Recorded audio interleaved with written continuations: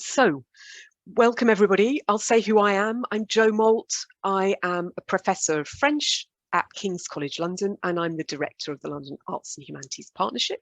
We've also got with us Tony. Do you want to say hi, Tony? Hi everyone, nice to see you all. So that's Tony Fisher, LAHP Deputy Director for Training and Cohort Development. We've also got Lewis with us, who's the support officer for LAHP. He's there and he's going to be helping us with the slides. And then we've got, I think we've certainly got Claire Birchett. I don't know whether Claire Heseltine is with us. Claire Heseltine, is she here? I think Claire will be doing the other session. She'll be doing the other session afterwards. Great, no problem. So Claire Birchett is with us as one of our student ambassadors. Okay, next slide then, Lewis. So first of all, what is LAHP? We refer to it by this acronym, the London Arts and Humanities Partnership. And LAHP is a doctoral training partnership co-funded by the Arts and Humanities Research Council, the AHRC, and by the 8 HEI partners, so the 8 universities that are part of LAHP, and I'll say more in a minute about who they are, although you can see at the bottom of the slides their logos present. And the Arts and Humanities Research Council, as some of you might know, is part of what's called UKRI, UK Research and Innovation, and it distributes government money for research. And the HRC's remit obviously is funding research in the arts and humanities. And part of what they do is they fund doctoral research and doctoral training. And we, as the London Arts and Humanities Partnership, are one of the doctoral training partnerships that distribute this, this funding nationally. And so what that gives us is the opportunity to fund up to 90 PhD studentships in subjects across the humanities, the arts and humanities. Of these, 10% are our collaborative doctoral awards, and those are PhD projects involving a cultural partner or another kind of external partner, so not a university. So those projects take place jointly between a university and a cultural partner. And that's 10% of our studentships. What we're going to be talking about today is the rest of the studentships, so the other 90% that go through our open studentship competition, and that's what we're focusing on today. So that's where individual students who've applied to any of our 8 member universities apply to us for funding for their own project. So that's the open studentship competition. Up to 30% of our studentships can be awarded to international students, and I'm sure we've got some international students not based in the UK with us today, and a special welcome to you all. Thank you for joining us. So we do award up to 30%. The reason why it's 30% is that comes from the government, so that's a limit put on us by UK Research and Innovation, that we'll fund up to 30% of the studentships going to international students. And we have a number of dedicated awards that are destined to encourage particularly students from underrepresented groups. So we have ring-fenced awards for Black and Global Majority students. So that's 5 studentships every year that go specifically to Black and Global Majority students, of which 3 are specifically aimed at Black UK students, so students who are home domiciled for fee purposes, and that's really to address the historic underrepresentation of those groups amongst our cohorts of PhD students, and I'll say a little bit more about that in just a minute. Do you want to go to the next slide, please, Lewis? So in terms of who we are, this is the LAHP team. So there's me, there's Tony. We have another Deputy Director, Dr. Anna Sexton, who is Deputy for Collaborations and Partnerships. Our manager is there, Mispa, and you've got also our 2 support officers, Valeria, who's not with us today, and Lewis, who is. Next slide. So that's who we are. Next slide. This is all on our website, so don't worry if you didn't catch this. And then our 8 partner universities. So these are the universities which presumably you will be thinking of applying to if you're interested in LAHP. These are the 8 universities that we cover. So these are our member universities which co-fund the studentships alongside the AHRC. So they are King's College London, London School of Economics and Political Science, Queen Mary, University of London, Royal Central School of Speech and Drama. Next slide, Lewis. The Royal College of Art, the Royal College of Music, the School of Advanced Study at the University of London, and University College London. So those are our 8 partners. Next slide, Lewis. And then alongside our university partners, we have a number of core non-academic partners that work with us on things like collaborative doctoral awards, on providing placements, on helping with our training program, and our core partners include these organisations, so the Victoria and Albert Museum, the Museum of London, the Wellcome Trust, the National Archives of the UK, and Google Arts and Culture. Those are among our core non-academic partners. Next slide, Lewis. Now, who are we interested in funding? We welcome applications across all of LAHP's subject areas and approaches in the arts and humanities, and you can see more on our website about the subjects that we cover, including interdisciplinary and practice-based research. And quite large numbers of our students actually are doing some kind of practice-based project or interdisciplinary project. So we welcome a really broad range of approaches across the full spectrum of arts and humanities subjects. We welcome applications from people who've recently completed their master's program. Some of you may be studying on a master's now, some of you may have done a master's, but it's really important to say we also welcome applications from people with relevant professional and/or practitioner experience. So it's not just about academic qualifications, master's degrees, etc., but also relevant professional and practitioner experience. We welcome applications from those wanting to study full-time or part-time. Those are treated absolutely the same for the purposes of our application process, and from applications of all ages and all backgrounds. And that's really important. And I'll say a little bit more about that in just a minute. Next slide, Lewis. So international applicants, I mentioned already that we can award up to 30% of our studentships, including the stipend, to international applicants. And just to say, the stipend is the money that we give to students for their living expenses. And then there's the component of, there's the fee component. So that's the student fee that the university will charge you. Now, it's worth being clear about this, that the AHRC only funds up to the level of the home fees. So as you probably know, most UK universities will charge a different level of fees to home students and international students, and the HRC will only cover the home level of fees. The difference between home and international fee must be found elsewhere, and students need to discuss with their prospective supervisor whether the university that they're applying to could cover this fee difference. Now, in many instances, our partner universities do cover that difference themselves. So effectively, your fees would be covered were you to be successful in getting LAHP funding, but that's not always the case. So you need to have that conversation with the university that you're applying to and ask them about how that would work.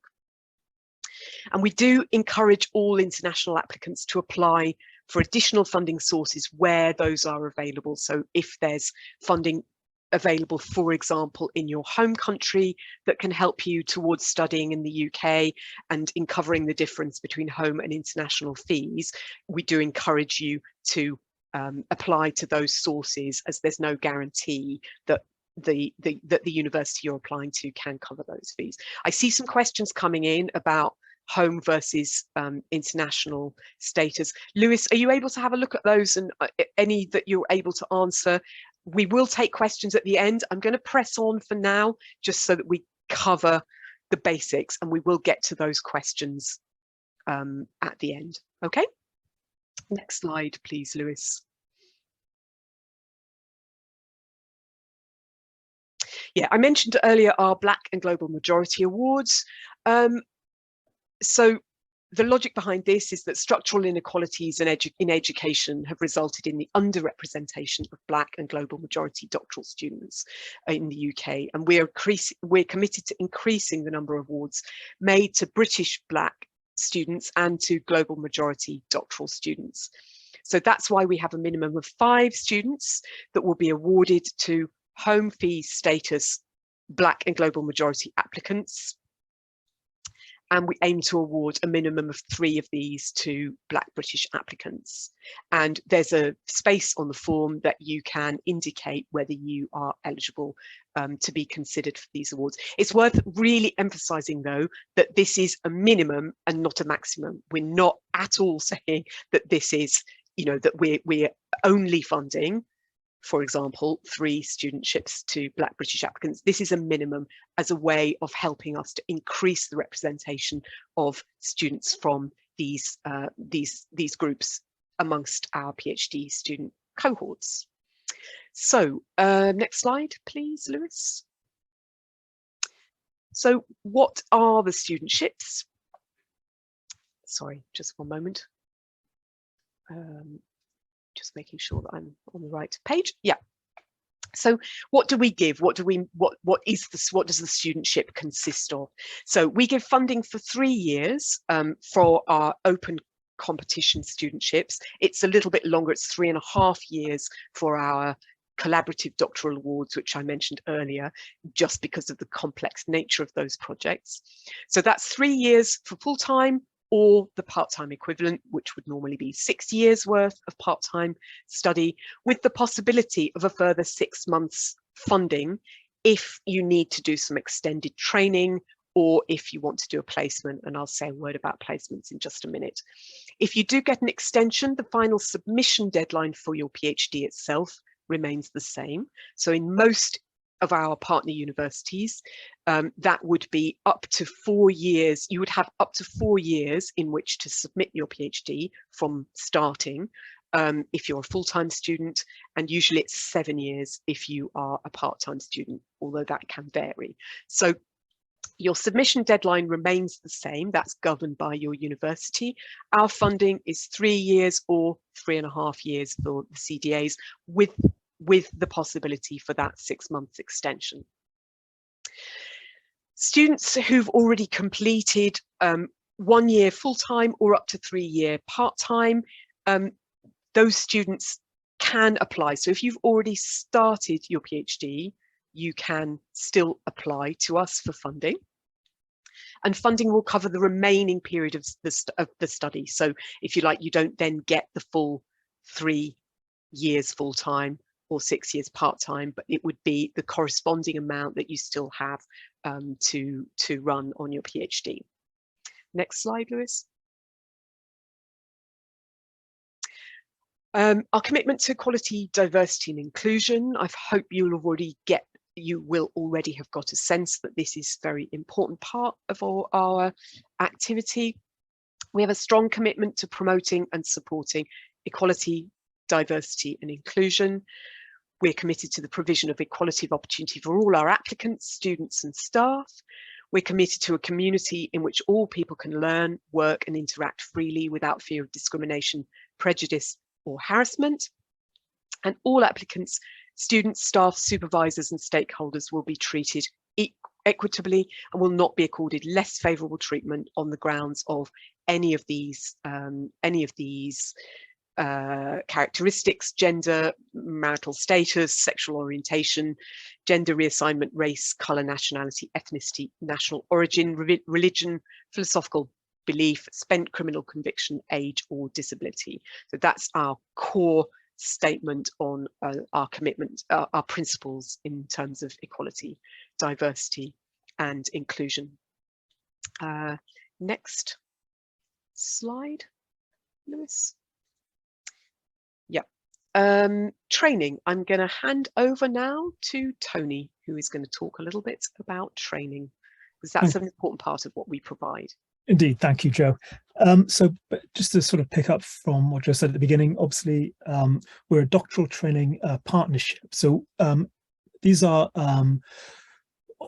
effectively organizations which obviously fund PhD studentships, but UKRI, when they initiated this system, the first cohort was in 2014, also wanted these collections of universities which came together to deliver studentships, also to deliver training. And the reason for that was that the aim was to improve through providing training, both the quality of research.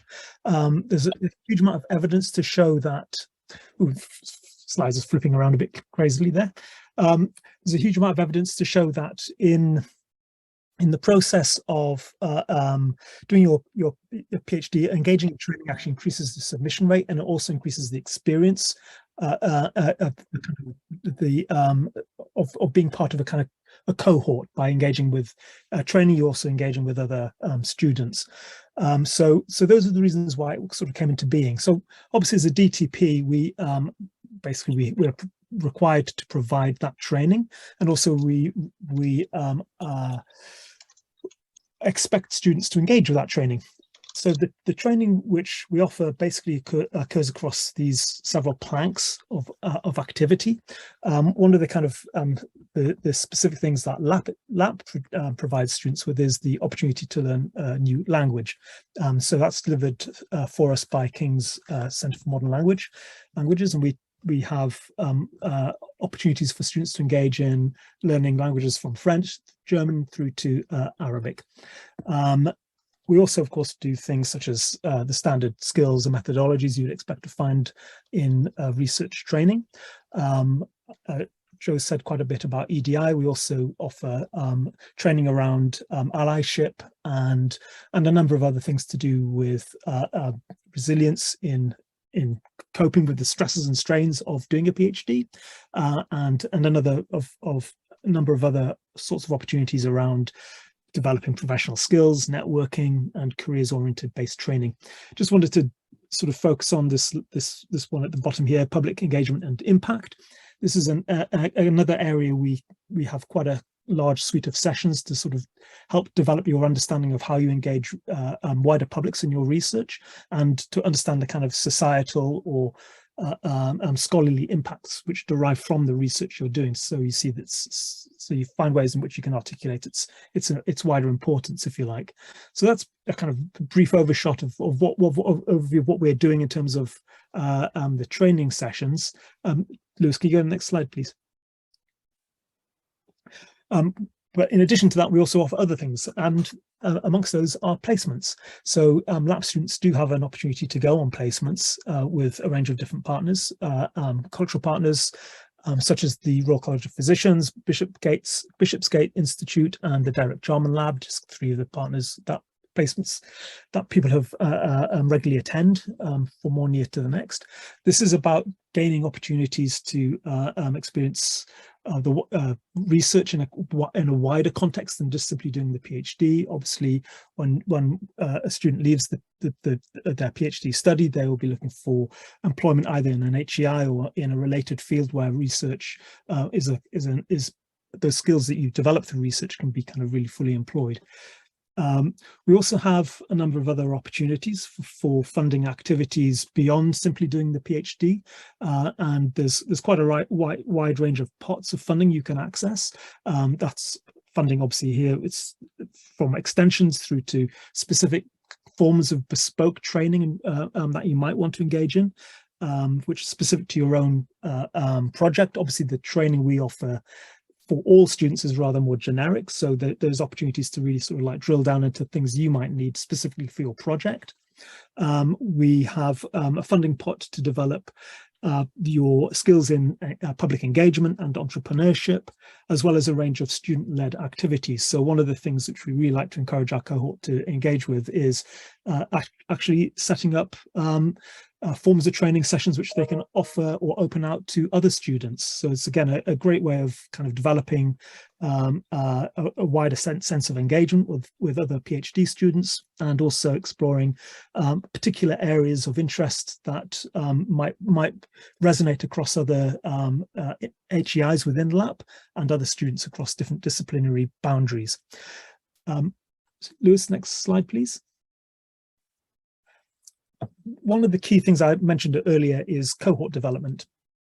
When I started doing a PhD many years ago, there was no sense of a cohort. I never met another PhD student until the day I graduated. So, and as I mentioned earlier, the evidence was that didn't produce either a good experience for a PhD student, nor did it produce particularly good results in terms of submission. So, so part of what we do, an intrinsic part of what we do, is to try and develop a sense of a cohort amongst the PhD community within LAHP. So, so to that end, we, in addition to the training we offer, we also have a number of events which run throughout the year, to which all LAHP students are invited, and supervisors as well. And these are really opportunities for you to meet other PhD students within the partnership, to really get a sense of what is going on across all the 8 HEIs and all of the disciplinary fields people are engaging with. And also, of course, it gives you a great opportunity to build networks. LAHP supports students to lead networks, and some of the networks which we have had running are indicated here, such as the Black and Global Majority Network, the Women Researchers Network, and the Practice-Based Research Network. Just a few of the indications of the networks we actually run. Again, these are student-led activities. Lewis, next slide, thanks. Oh, now this I'm going to pause for a moment and hand over to Claire, our ambassador.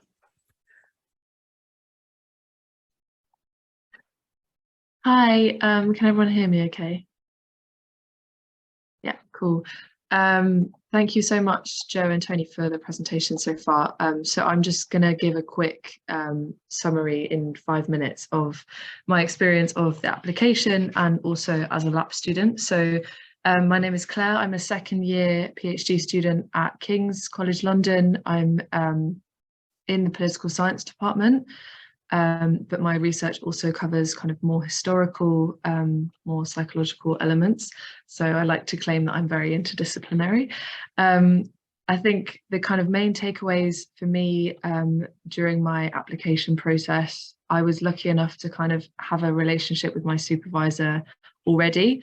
But I think from speaking to friends, if you haven't got a supervisor yet, I would really encourage you to reach out to prospective supervisors and not be afraid to. I think a lot of academics are very open to receiving ideas for research and are very enthusiastic and want to kind of explore their subject further. So they won't ever kind of judge you or think that, you know, your idea is silly. I would say during your application process that it's best to just take your time with it and lean on your supervisor as much as possible, because they're likely to have more experience of this kind of process than you might. And I know that I had lots of questions when I was writing my proposal that my supervisor was kind of able to iron out and help me with more like academic language and ideas for sources and that kind of thing. Another thing that I found a bit strange was kind of feeling like I needed to have everything sorted and know exactly what I wanted to do for my proposal. But I think it's enough to kind of have an idea of what methods you might want to use and the sources that you might want to use, and to have shown that you can like explore that and that you have an idea of the kind of avenues you would want to go down. And that absolutely doesn't mean that you're kind of bound to that and that you absolutely have to use those things. And then obviously like read around the subject as much as possible and think about like what your project would contribute to the wider field. And then for my experience of being a LAHP student, I would say that kind of as Tony was saying, this feeling of being in a cohort is really important. So as well as having the training and the research support. So I benefited from some German classes last year, but I know that even less mainstream languages are also possible. You just have to kind of bring it to LAHP and give your case for why you need to learn it. In terms of research support, again, I was lucky enough to get some kind of, there's an extra funding pot that you get access to. So I was able to do a 2-week course in Essex over the summer. And in terms of social events, there were kind of semi-regular social events organised by LAHP. So there was a beginning of term 1 in Covent Garden, and we have an end of term 1 at Christmas. I was always told at the beginning of my PhD journey that doing a PhD is very isolating and that you're definitely going to feel depressed and all of this, but I really haven't found that to be the case, because I've met so many lovely people who are all very passionate and interesting and interested, and that's been a really, really, really valuable experience. And then finally, the placement scheme run by LAHP, I think, is really invaluable. I haven't benefited from it yet, but I do plan to eventually. And I know that even if you're kind of looking at the LAHP partners thinking, oh, I'm not sure how that could be relevant to my own research, I know that you can, find your own institution and bring it to LAHP. Obviously that needs to be agreed, but that doesn't mean that you're kind of excluded from the placement system. Yeah, that's kind of all from me. I've done a kind of whistle-stop tour of pre and during LAHP experience. And yeah, as Joe mentioned at the beginning of the meeting, I'll be remaining online for about an hour after this meeting in case you have any questions, and it will be a student-only space. So if you think it's a silly question, I really encourage that, because there's no such thing as silly questions. This is a very new kind of terrain for most of you. I assume it was for me. So yeah, all encouraged, and yeah, please don't feel shy or worried. And if you have any questions now, that's also fine. I don't know if we have time for it, but. Thanks, Claire. Some questions have been coming in the chat, some of which we try to answer, but we will get back to. We'll maybe move along a little bit, and then we'll hopefully have some time for questions at the end, I think. Yeah. So I'm going to hand it back to Tony now. Yes, thank you, Claire and Joe. So, this is sort of looking at some of the practicalities of how you apply. So here we have the Studentship competition timeline for this year for the Open Studentship competition. So at the moment, the application template and guidance is available on the website. Follow the link here, or you can look at the website itself and you'll come to it. On the 28th of November, applications will be open via the LAHP online portal. 27th of January 2023 at 5 p.m. That's the application deadline. So applications received after this deadline will not be considered. So do give yourself an appropriate amount of time to make sure you hit the deadline if you are thinking of applying. Students must already, and this is a really important thing to take note of, they must already have applied for a PhD place at a LAHP partner HEI. So one of those 8 universities that Joe indicated at the outset. And applications must include a supervisor statement.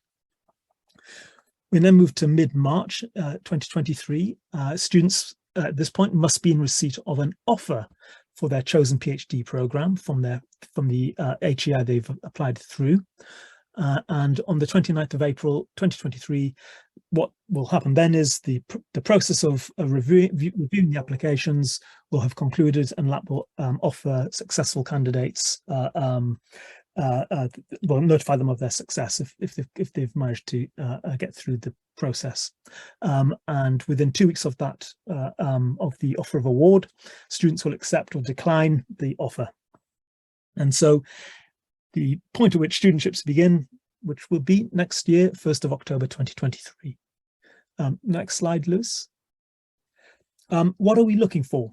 Okay, so when the applications come in, there will be small panels which are rooted in disciplinary clusters, and I'll talk a little bit about those in a short while. But what they do is they assess your proposal according to these kind of criteria, effectively. So they're looking at the quality of the research proposal, and that's weighted as 50% of the application. Your preparedness, which is 25%, preparedness for study, that is, and feasibility of the proposed research. That's another 25%. So those are the 3 kind of bands you really want to kind of be looking at, concentrating on when you put the application together. Go to the next slide. So I'm just going to drill down into those in a little bit more detail. So what do we mean by the quality of the research proposal? Again, this is really important because half the weighting of the proposal. So one thing obviously to note is that a PhD is, by definition, the standard definition of a PhD is that it makes an original contribution to the field. So one of the things that is really I'd really advise you to kind of try and draw out is the significance, the originality, and the clarity of the research proposal itself. Okay, that means what are its underpinning ideas, What is the aim of the research? What are the research questions? One tip here I would suggest is to sort of think of the proposal as having one overarching aim, which is an aspiration. This is what the research would like to achieve, and then to break down that aim into what we'd call objectives, which can be realizable objectives. So to really kind of work through in a very systematic way how the research is actually structured through aims and objectives is a good way to proceed. In terms of the research design, because we're looking for originality, insofar as you can kind of sketch that out in a proposal, the key thing there is really to sort of try and identify some kind of a gap in the existing scholarly field to which your research is kind of directed. Okay, so where are there opportunities that you've identified to make an intervention in a specific field? Obviously, once you've raised research questions, then the next question is how are you going to answer them? And that obviously refers us to methodology. Another thing that we're looking for is the suitability of the proposal for doctoral research. For example, if you were to be saying, okay, I'm going to write a novel, if that's not articulated as research, then that would be one question which would be raised. That would be, this is a work of art itself research. So if you're doing, for example, arts-based research, remember to sort of articulate that project, which is rooted in an art practice, in relationship to the kinds of questions that you would ask in any kind of doctoral research project. Okay, I would suggest in this case the use of art as a methodology is precisely to answer the questions that you're kind of raising. And finally, we're looking for how the project intends to disseminate its findings and what potential impact it might have either in the sector, the field that you address to, or more widely. You'll see that in the proposal it's broken down into a number of different areas. So these criteria and the sub-criteria there are demonstrated through different parts of the proposal. So the reviewers will be looking for evidence of these criteria against the research proposal itself, the non-technical summaries, a short abstract basically, the key references you indicate in the proposal, and finally through the supervisor statement. So the supervisor statement can do a lot of work in terms of helping indicate the originality or the potential for originality in the project. You go to the next slide, please. So the second band of criteria, preparedness of the student, is really looking at your previous academic achievements in relevant subject areas. Okay. Some of you may be coming back into higher education from taking time out in the professional world, and we do welcome applications from what are called non-standard academic trajectories. Okay, so practitioner experience or professional experience is absolutely to be included in the proposal if that's what you've been doing, and will be treated as equivalent to, for example, someone who's recently done a master's course. So we're looking obviously here for relevant knowledge, the skills and any training you've had that will support your ability to realize what you're proposing in the research project itself. Okay, so do note any of those kind of core skills that you already possess that you're going to be able to mobilize to achieve the research. Again, this is demonstrated across different aspects of the proposal. In the area where academic qualifications are indicated, whether they're awarded or whether they're pending, in a section where you can indicate your professional or practitioner experience, in the personal statement you're invited to write, and also again in the supervisor statement. Lewis, next slide. Final band of key criteria to hit is the feasibility of the proposed research. I mean, basically, can the project you're proposing actually be achieved or accomplished in the 3-year period, or 3.5 years, depending on the type of project you're doing, that you're proposing? Okay, so it's really important to, when you're kind of thinking about the project, to kind of think about its scope. Okay, and what will assist or help you, if you can do some work in terms of identifying areas that you think actually in order to achieve this project I'll need to do some training, then the identification of training needs is a really important part of demonstrating again the feasibility of the project. and your ability to actually realize it. If you're planning on, for example, doing fieldwork or study visits, then justification for those needs to be in the proposal. Final point there is the synergy with the proposed supervisor's research and the wider intellectual culture of the department, the HEI you're in, and with LAHP in general. Okay, so one of the things there is, if what you're doing is something which would be more appropriate in a social sciences context, then LAHP probably isn't the place to be applying. Okay, you'd want to be applying to a more social science oriented doctoral training program than LAHP. So this is demonstrated again in the proposal through the timetable that you'll write, kind of sketch out, additional training needs that you might indicate, the research proposal itself, the case for support, if you like, the personal statement you will provide us with, and also the supervisor's statement. Next slide, thank you. So before you apply to LAHP, make sure you're eligible for HRC funding. Okay, so that's consider the subject area, and also think about if you're a continuing student, how much time have you already spent studying? As Joe mentioned earlier, we can accept anyone who's already undertaking a PhD program up to, as long as they haven't transgressed the halfway mark, essentially. So if you've done 1 year of study, you can apply for LAHP for the years 2 and 3. But beyond that, it's not possible to fund you, unfortunately. Make sure that you have applied for a PhD place at one of the HEI partners, really crucial, that one. Make sure that you've discussed your proposal and your LAHP application with your proposed primary supervisor. And finally, make sure that you and the department you are applying to have identified 2 supervisors. In other words, the application must have a first and a second supervisor or a joint supervisor indicated on the application. Okay, it requires both of these names, otherwise we won't be able to take the application forward. Okay, final point here is the supervisors can be from the same HEI, same department, or they can be from different departments and from different HEIs. That's perfectly fine. Thank you, Lewis. So how to apply? I think I'm doing this one on time. I've lost track of how many slides we're on. But just carry on, Tony. Carry on. So how to apply? Well, as noted at the beginning, the online portal for applications is open on the 28th of November 2022, and that's the link for it. The key information that we require is the research proposal, 1,200 words on the significance and originality of your project, the underpinning ideas, the aims, research questions, research design methodology, and so on. Particularly, of course, indicating here practice-led research, as a methodology. Think of it as a methodology.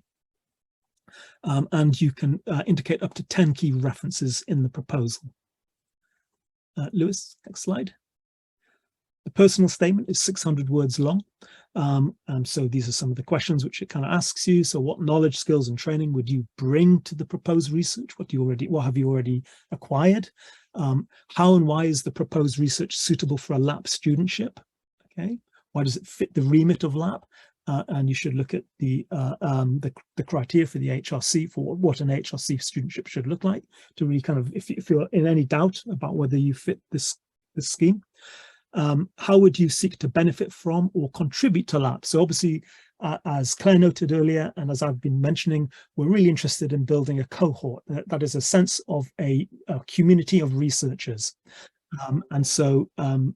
So that question is really asking you to think about what would you like to contribute to that community? And how might you want to engage with different audiences and organizations during your research? Now, we mentioned placements earlier, and you may not have thought about this at this point. It's perfectly fine not to have done. A lot of students come into their PhD program without really thinking about these wider opportunities that LAHP offers. So I'm sort of flagging up to you here that those opportunities are here for you to develop, and it's really worth your while having a think about what else you'd like to achieve and do with us should you get funding via LAHP. The supervisor statement is about both supervisors. It obviously is about whether their research experience is relevant to your project. It will touch on the experience of the supervisor, the number of current students they have, and they have up to 200 words per supervisor to do that.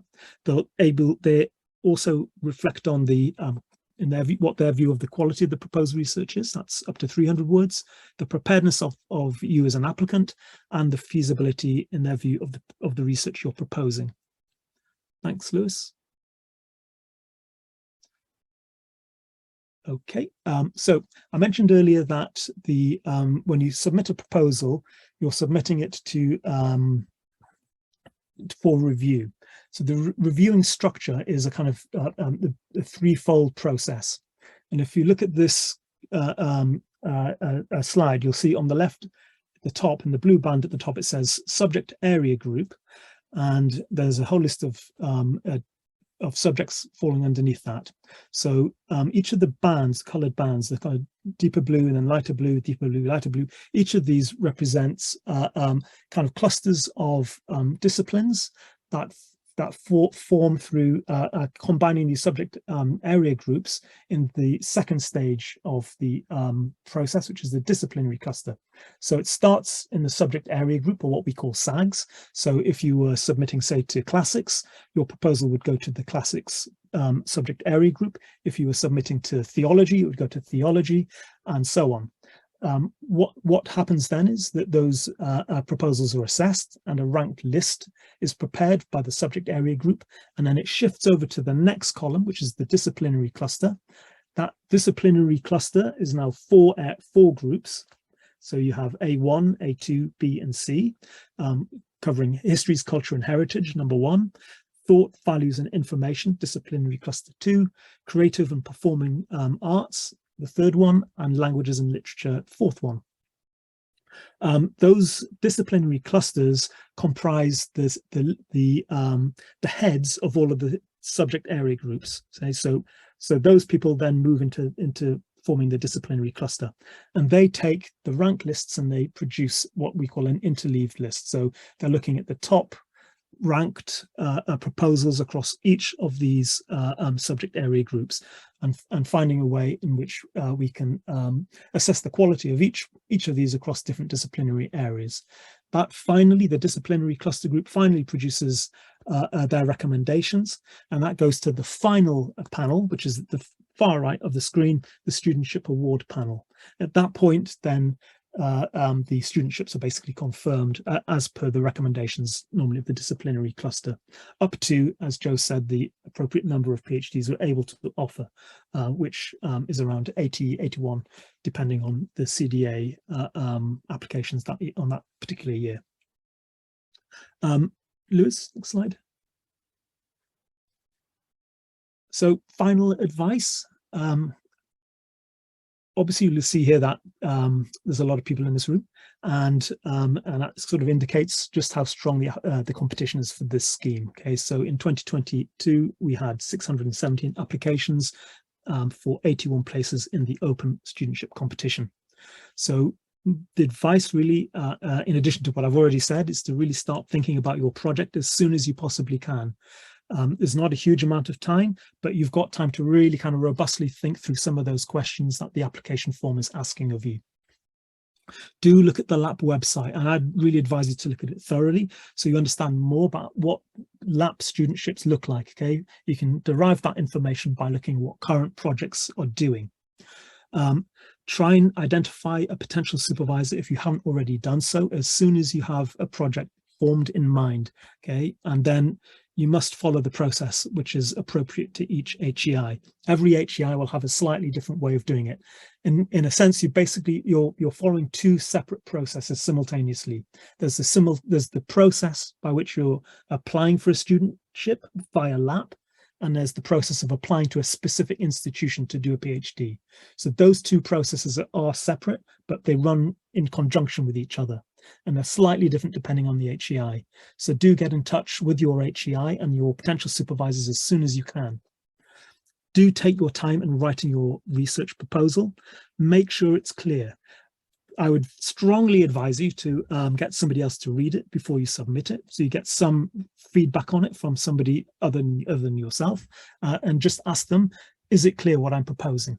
Do you understand what I'm proposing? Do you understand where the originality lies? And so on from what I've said. Finally, read the online guidance when you're completing the application form. Okay, the guidance is incredibly useful to you. So please do kind of mobilize all of those resources which we'll make available via the website. Lewis? And thank you and good luck. And I went way over my slides, Joe, but there you go. Back to you now. That's fine. Thanks, Tony. You did a great job. Yeah, so we've had various questions come in the chat already, some of which I have tried to answer. What I suggest we do is that we devote the next sort of 10-15 minutes to questions that would be for us as the LAHP team, and then the student ambassadors will stay on after that. So if there are any questions that you want to ask, as Claire said, that will be a student only space. So if there are questions that you want to ask there, please do stay on and ask that to Claire, and I think the other Claire will be joining as well. So Lewis, there are a couple of questions there regarding the application form.